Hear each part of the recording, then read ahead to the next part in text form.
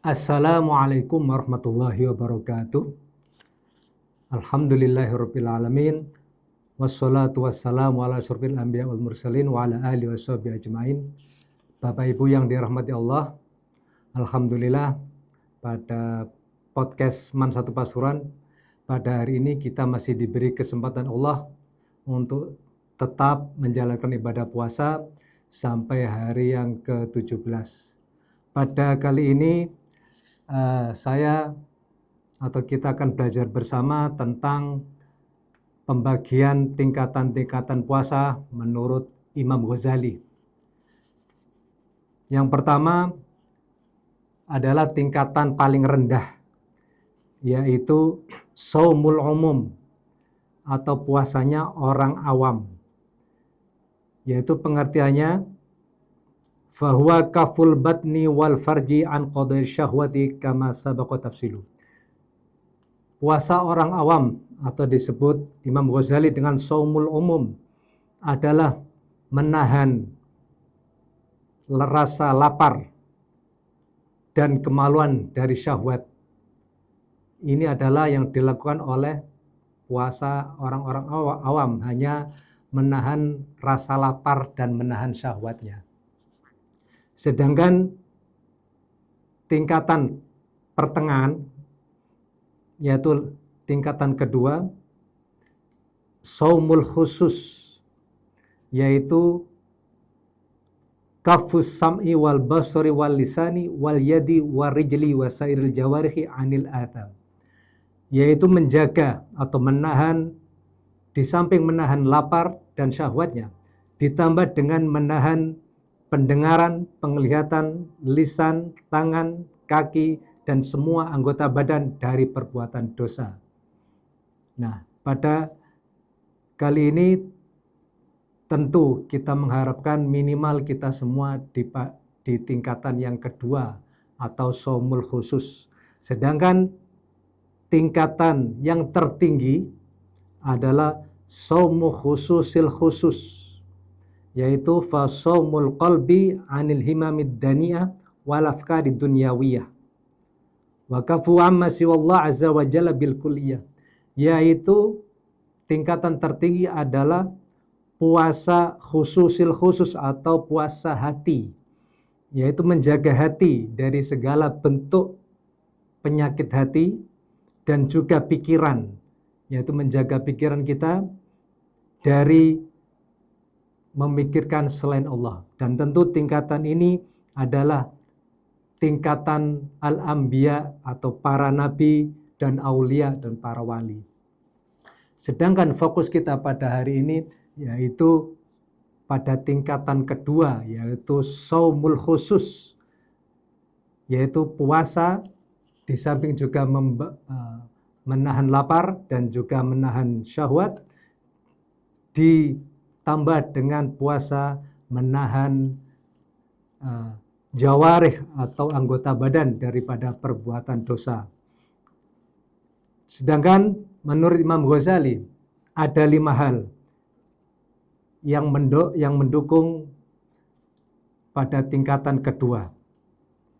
Yang pertama, ghaddul basari wa kafi anil istima' fin nadar, yaitu menahan al-basar, penglihatan, dan menjaga penglihatan, dan juga fin nadhar ila kulli ma yudhammu fayukrahu, dan juga penglihatan, pendengaran dan penglihatan harus kita jaga dalam tingkatan ini, yaitu menghindari pendengaran atau penglihatan dari hal-hal yang menimbulkan dosa. Dalam hadis dikatakan, qala sallallahu alaihi wasallam, an-nadratu sahmun masmumun min sihami iblis la'anallah. Penglihatan yang membawa dosa seperti sahmun masmum, seperti anak panah yang beracun. Dan ini anak panah ini adalah anak panah daripada iblis laknatullah alaihi.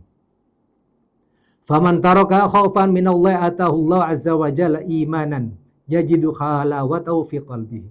Barang siapa yang meninggalkan penglihatan atau melihat hal-hal yang berdosa itu, maka Allah akan mendatanginya dengan iman yang dia akan merasakan manisnya iman.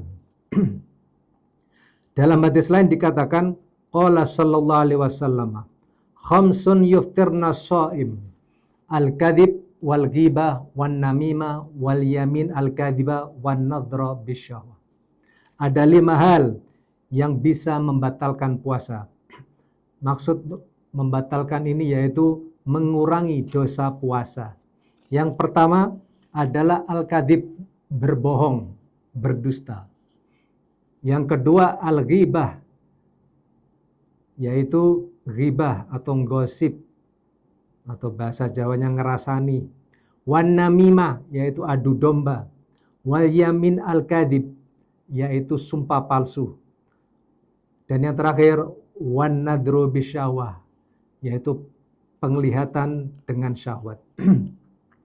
Faktor kedua atau poin kedua yaitu hifdzul lisan, yaitu menjaga lisan kita dari rasa al-kadhib wal ghibah wan namimah, dari berbohong, menggosip atau adu domba, wal fuhsyi, perkataan yang kotor, wal khusumah, rasa permusuhan, wal miro, dan perdebatan.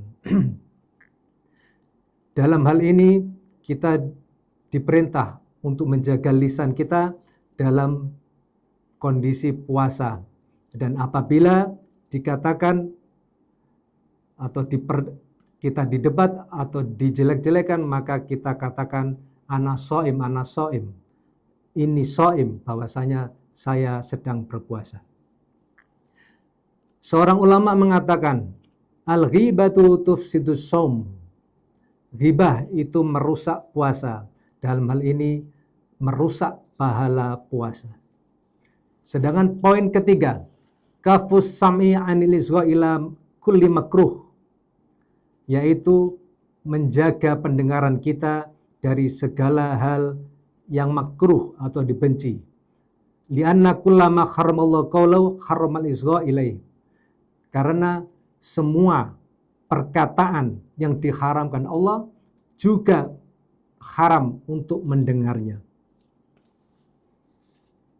Kemudian dalam firman Allah, A'udzubillahi minasyaitonirrajim, Bismillahirrahmanirrahim, Sama'una lil kadhibi akaluna lis-sughat. Allah menyamakan orang-orang yang mendengar kadhib, berita bohong, atau ghibah, atau gosip, seperti akaluna lis-sughat, yaitu Allah menyamakan dengan orang-orang yang memakan barang haram. Kemudian yang keempat, kafu baqiyatil jawarih anil atham, yaitu menjaga anggota badan kita semua dari perbuatan dosa. Minal yadi, dari tangan, warijli, kaki, dan semuanya yang bisa mendatangkan dosa. Sedangkan yang kelima, alla yastakthir minat ta'am al-halal waqtal iftari bihaitsu yamtalu jawfuhu, yaitu hendaklah kita juga bisa menahan hawa nafsu kita ketika berbuka puasa. Berarti ketika berbuka puasa pun kita hendaklah menahan diri, yaitu makanan tidak semuanya harus kita makan sampai terlalu kenyang, yaitu kita makan secukupnya. Dan inilah tingkatan kedua, yaitu tingkatan orang-orang yang solih. Fama min wi'in abghadu ila Allah azza wa jalla min batni mali'in min halal.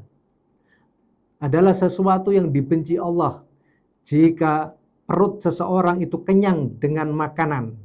Artinya terlalu kenyang dengan makanan, walaupun makanan itu halal. Kira-kira demikian yang bisa saya sampaikan. Pembahasan kita terfokus pada tingkatan kedua, yaitu tingkatan orang-orang yang soleh. Demikian, semoga bermanfaat. Wallahul muwaffiq ila aqwamit thoriq. Wassalamualaikum warahmatullahi wabarakatuh.